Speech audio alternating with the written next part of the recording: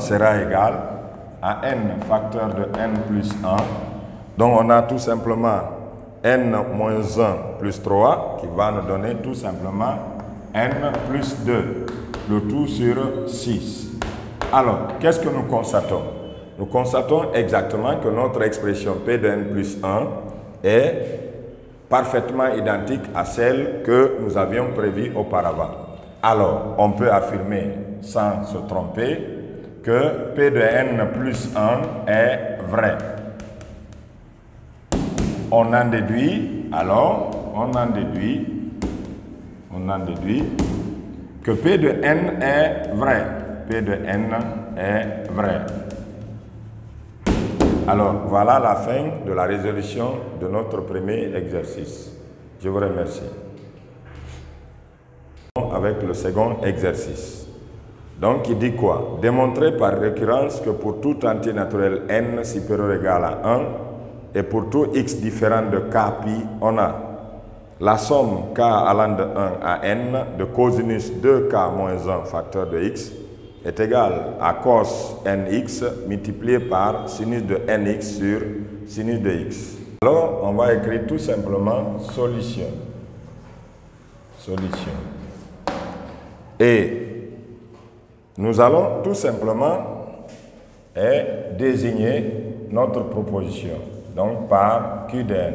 Donc, on va écrire soit q de n, la proposition. La proposition. Donc, quel que soit n appartenant à n star, pourquoi? Parce que tout simplement, notre n commence par 1. Alors, on a tout simplement quoi? La somme k allant de 1 à n de cosinus de 2k moins 1 de x est égal à cos de nx multiplié par quoi? Sinus de nx, le tout sur sinus de x. Alors, on ferme les guillemets. Donc, nous commençons par la première étape, l'initialisation. Initialisation. Voilà. Dans cette phase, donc, nous allons vérifier si la proposition Q de n est vraie pour la première valeur. Et ici, l'énoncé déjà nous montre la première valeur. Il s'agit de la valeur n égale à 1. Donc, je vais écrire pour n égale à 1. Je vais remplacer tout simplement n par sa valeur dans le premier membre d'abord. Donc, on aura tout simplement quoi? La somme k allant de 1, cette fois-ci à 1, parce que n égale à 1. Donc, de cos de 2k moins 1 facteur de x. Nous calculons d'abord le premier terme. Donc, c'est égal. Donc, ici, c'est juste pour la compréhension qu'on a répété, dire k allant de 1 à 1. Alors, donc, on a tout simplement une seule valeur de k. Donc, pour k égale à 1, on aura quoi? Cos, donc de 2 multiplié par 1, moins 1, facteur de x. C'est ce qui va nous donner quoi? 2 fois 1, c'est 2, 2 moins 1, c'est 1. Donc, on aura tout simplement cos de x. Donc, le premier membre va nous donner tout simplement cos de x. Et la même chose, nous allons voir donc ce que le second membre aussi va nous donner. Donc, pour n égale à 1, je répète ici, toujours. Donc, on a quoi? Cos de nx multiplié par sinus de nx, le tout sur sinus de x, sera égal à quoi? Partout il y a n, on met 1. Donc, c'est comme si on a cos de x multiplié par quoi? Ici, c'est sinus nx. Donc, n égale à 1. Donc, ça devient sinus de x. Le tout sur sinus de x. Voilà. Alors, qu'est-ce qui se passe? Nous avons sinus de x sur sinus de x. On peut simplifier parce qu'une précision a été donnée en disant quoi? Que x est différent de k pi. Pourquoi cette condition? Parce que pour tout simplement ceux qui le maîtrisent, donc sinus de k pi est égal à 0. Donc, si cette condition n'est pas imposée, c'est que cette expression du second membre n'existerait pas.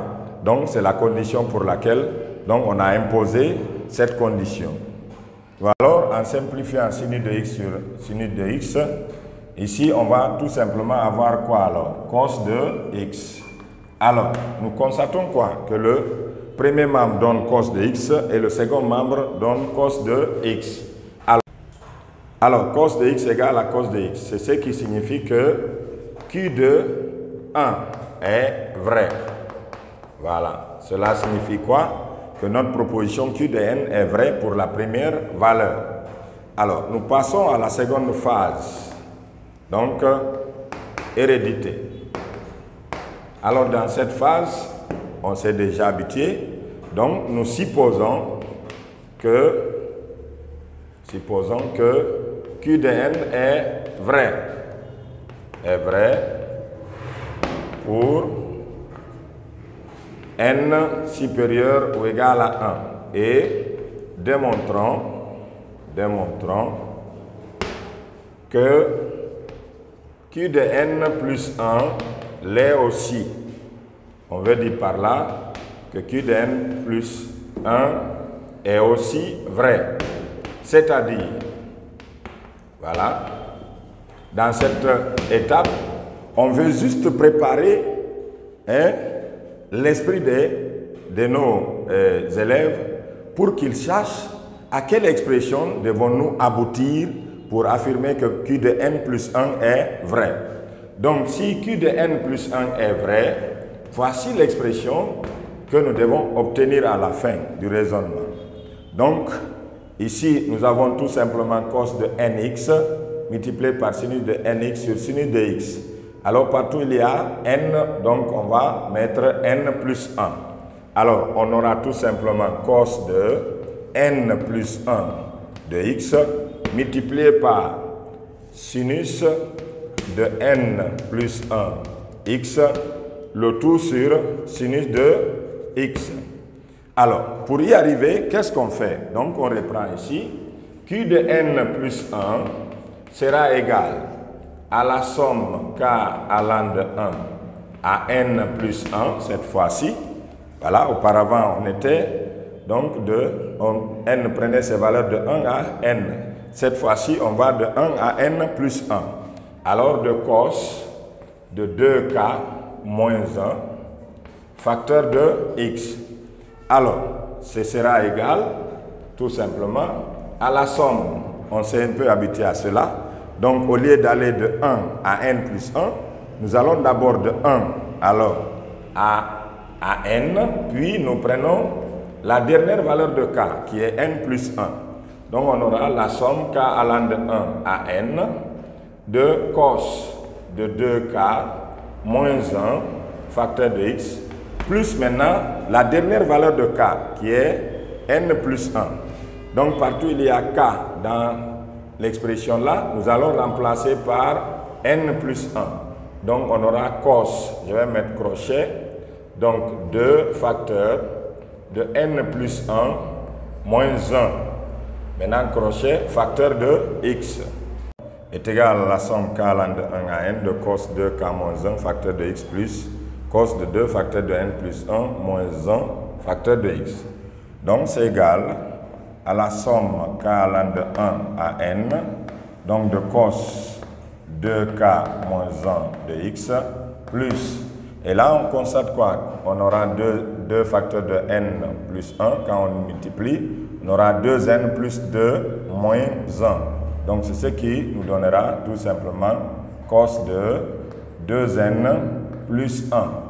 Parce qu'on a 2 fois n, c'est 2n. 2 fois 1, c'est 2. 2 moins 1, c'est 1. Donc, facteur de x. Or, le premier terme là représente quoi? Notre second membre ici. Donc, on va remplacer. Donc, c'est cos de nx multiplié par quoi?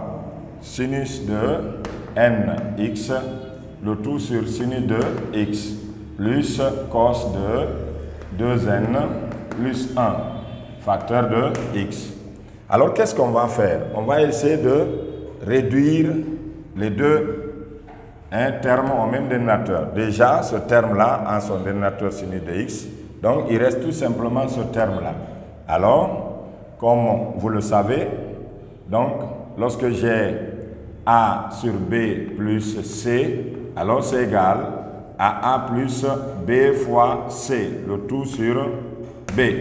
Alors, c'est ce que je fais ici. Donc, on aura quoi? Cos de nx multiplié par sinus de nx plus, donc je vais écrire cos de 2n plus 1x, maintenant multiplié par sinus de x, donc multiplié par sinus de x. Donc le tout divisé par sinus de x. Voilà. Donc qu'est-ce qui se passe? Nous allons nous servir donc de certaines formules pour transformer le numérateur. Nous savons, d'après le programme de la 12e année, nous avons vu ce qu'on appelle les formules d'addition et d'autres les appellent les formules de Simpson. Donc, qui disent quoi?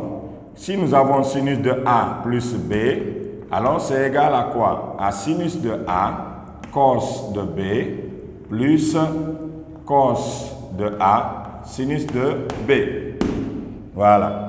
Et ensuite, je prends aussi sinus de A moins B.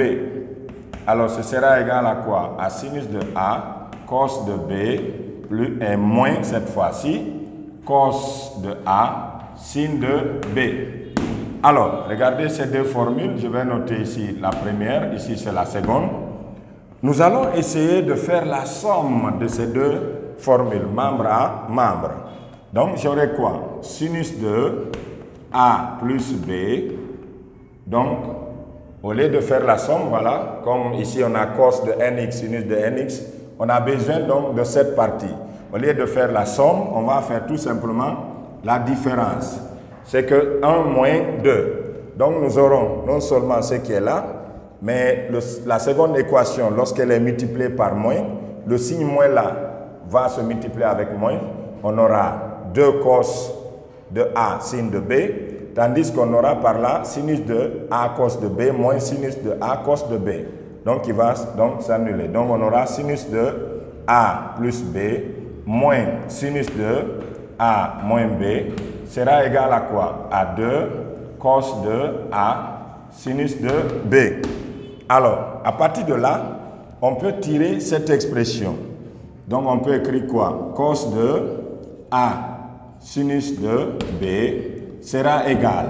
Donc, c'est tout ça divisé par 2. Alors, on peut écrire ceci, que c'est 1 demi crochet sinus de A plus B moins sinus de A moins B. Alors, cette formule est l'une des formules de transformation de produits en somme. Donc, nous allons transformer cos de nx sinus de nx. Donc, d'après cette formule, qu'est-ce qui se passe? Donc, on peut dire que cos de nx multiplié par sinus de nx sera égal. Donc, c'est comme si notre A égale à nx et notre B égale à nx. Donc, on remplace. On aura 1 demi crochet. Donc, sinus de A plus B. Donc, notre A ici, c'est nx. Et notre B encore, c'est nx. Donc, j'aurai 1 demi sinus de nx plus nx. Donc, on aura sinus de 2nx. Si vous voulez, on peut écrire comme ça. Voilà. Moins, maintenant, quoi? Sinus de... Donc, ici, notre A égale à notre B. Donc, nx moins nx. Donc, nx moins nx. Voilà. Et qu'est-ce qu'on aura? Ce sera égal à 1 demi sinus de 2nx. Pourquoi? Parce que tout simplement, sinus de nx moins nx, ce sera sinus de 0. Et sinus de 0, c'est 0. Donc, on aura cos de nx multiplié par sinus de nx est égal à 1 demi de sinus de 2nx. On fait pareil aussi pour, disons, ce terme. On aura quoi? Cos de 2n plus 1 de x multiplié par sinus de x.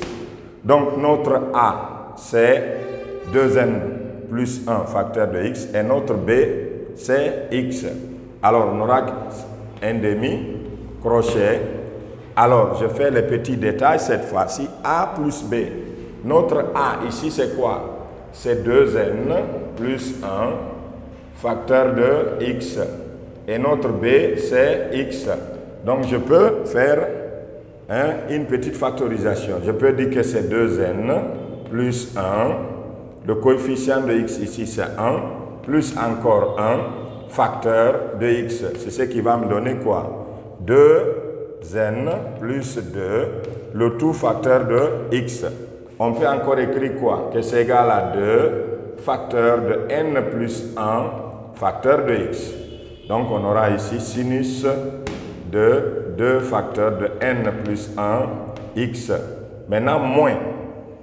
Donc cette fois-ci on va calculer la différence a moins b. Donc je fais les détails. On a 2n plus 1 facteur de x moins x. Donc c'est égal. Je factorise par x. J'aurai 2n plus 1. Maintenant, le coefficient de x ici, c'est moins 1. Donc, facteur de x. Donc, on aura tout simplement 2n x. Voilà. Donc, moins sinus de 2n x. Voilà. C'est égal. Ici, je vais multiplier 1 demi à l'intérieur. J'aurai 1 demi de sinus de 2 facteur de n plus 1 x, donc moins 1 demi sinus encore de 2n x. Voilà. Alors, je vais donc reprendre mon expression. Donc, q de n plus 1 sera égal à la place de cos de nx sinus de nx. Donc, nous avons tout simplement 1 demi de sinus de 2n x. Voilà. Maintenant, à la place de cos de 2n plus 1 facteur de x multiplié par sinus de x, nous avons l'expression là. Donc, c'est plus 1 demi sinus de 2 facteurs de n plus 1 de x moins 1 demi sinus de 2n x aussi. Le tout divisé par sinus de x. Alors là, il est facile de constater que 1 demi de sinus de 2nx et moins 1 demi de sinus de 2nx peuvent sauter. Donc, on aura quoi?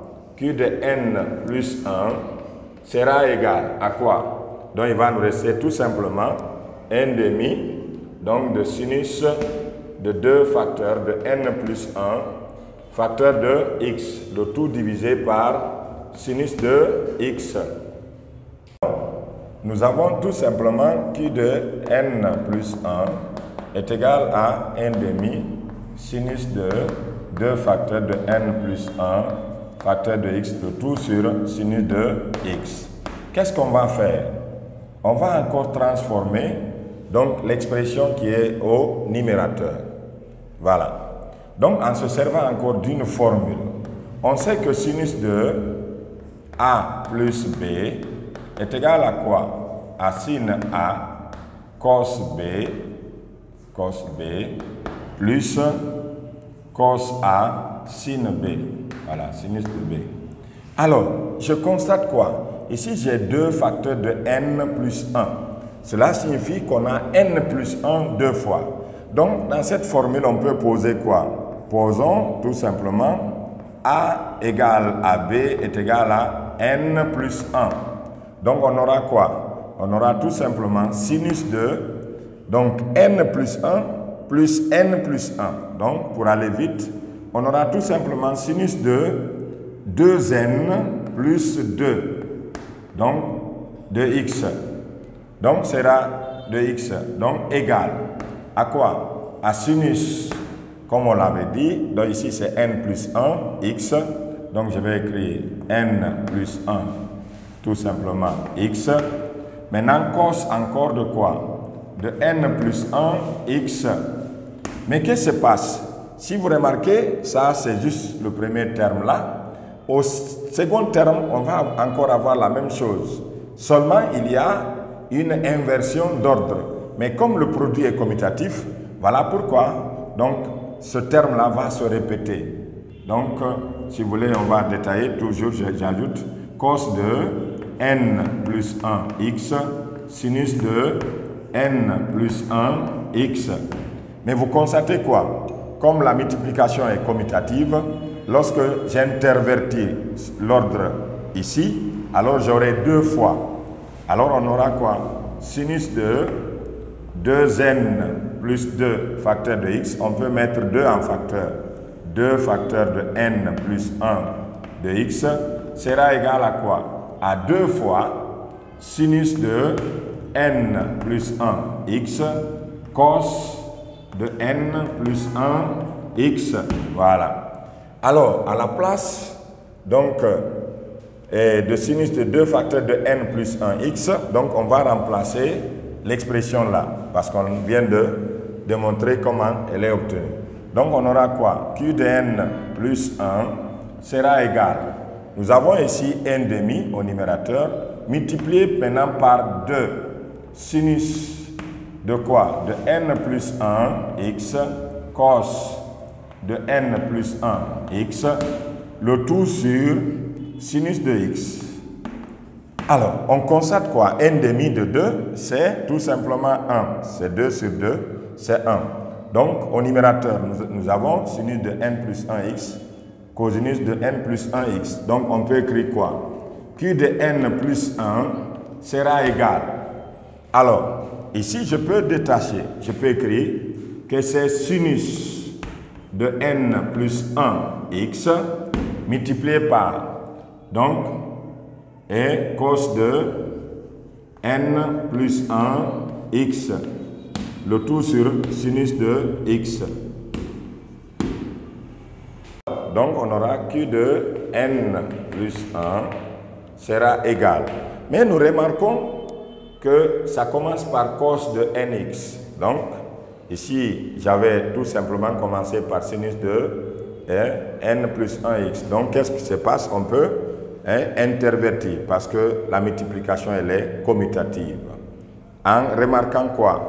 Que lorsque nous avons A fois B, le tout sur C, on peut écrire que c'est A multiplié par B sur C, ou encore on peut dire que c'est B multiplié par A sur C. Alors, on aura quoi? Q de n plus 1 sera égal, tout simplement, on commence par cos de n plus 1 x multiplié par quoi? Par sinus de n plus 1 x, le tout sur sinus de x.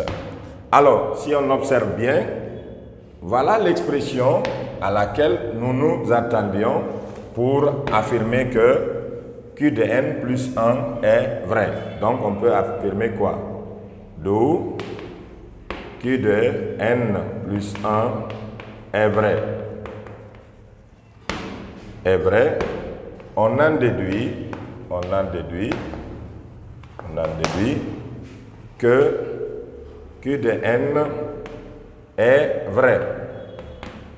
Voilà, c'est-à-dire que l'expression ou l'exercice qui a été proposé est démontré. Alors, qu'est-ce qui se passe? Donc, on est juste à la fin de notre second exercice. Chers amis, si vous avez aimé la vidéo, veuillez liker et partager au maximum. Donc, nous nous donnons rendez-vous pour un prochain numéro.